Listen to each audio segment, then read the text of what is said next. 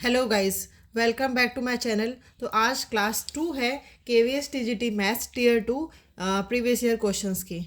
तो हम first question करते हैं। हमारा फर्स्ट क्वेश्चन है, इफ़ -1 की पावर n प्लस -1 की power 8 is equal to 0 then n is. तो n हमारा क्या होगा? यहाँ पे जो ये n है, what is this n? Any positive integer, any negative integer और any odd number, any even number. देखो अभी हमारे पास क्या है, -1 की पावर n प्लस -1 की पावर 8 इक्वल्स टू 0। अब यहाँ पे पावर 8 है, दैट इज इवन नंबर है। जब इसकी पावर इवन है तो ये जो आपके पास आएगा -1 to the power 8, it will be 1। अब ये ज़ीरो कब आएगा? यहाँ पे ज़ीरो कब आएगा?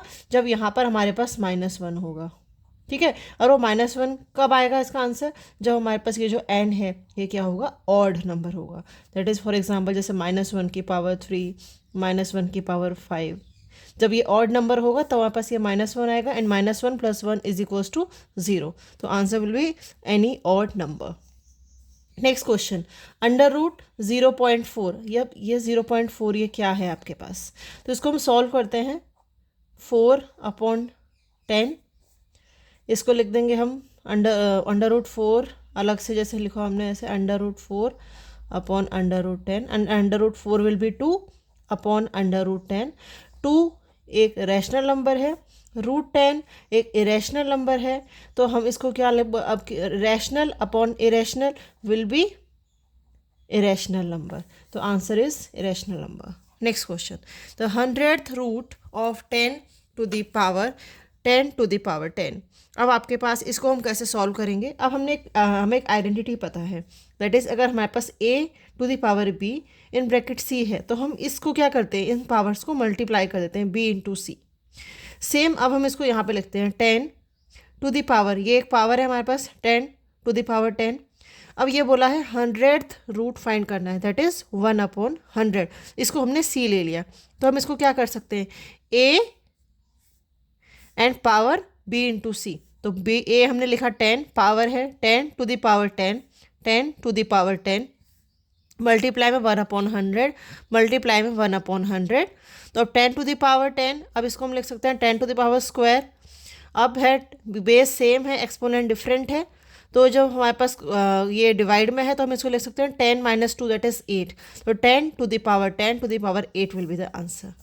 नेक्स्ट है, for some integer q every odd integer is of the form. किस फॉर्म में आएगा? q में q+1 2q 2q+1। देखो अगर कोई भी इंटीजर है तो जब हम ट्वाइस ऑफ n लिखते हैं that will be even number. ठीक है। और अगर हम उसका 2n-1 करेंगे या फिर 2n+1 करेंगे तो ये हमारे पास ऑड नंबर होता है। ठीक है। तो इसके लिए हमारे पास क्या है, ये 2q+1 will be the answer.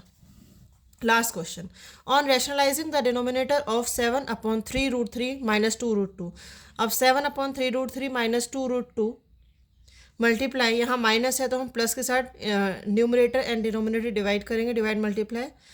तो 3√3 + 2√2/3√3 + 2√2 is equals to 7 multiply this term. ये क्या है? a - b, a + b। तो ये आइडेंटिटी है हमारे पास a + b, a - b that is a² - b²।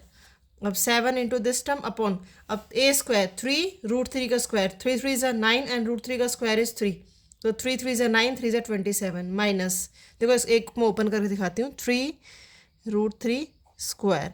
अब 3 का स्क्वायर 3 इंटू 3, √3 का स्क्वायर √3 इंटू √3। तो ये हमारे पास क्या आ जाएगा? 3। तो 3 3 3 3 3 ज़ा 9, 3 ज़ा 27। सेम इसके लिए करेंगे तो -8। Your answer will B 7/19, 3√3 + 2√2।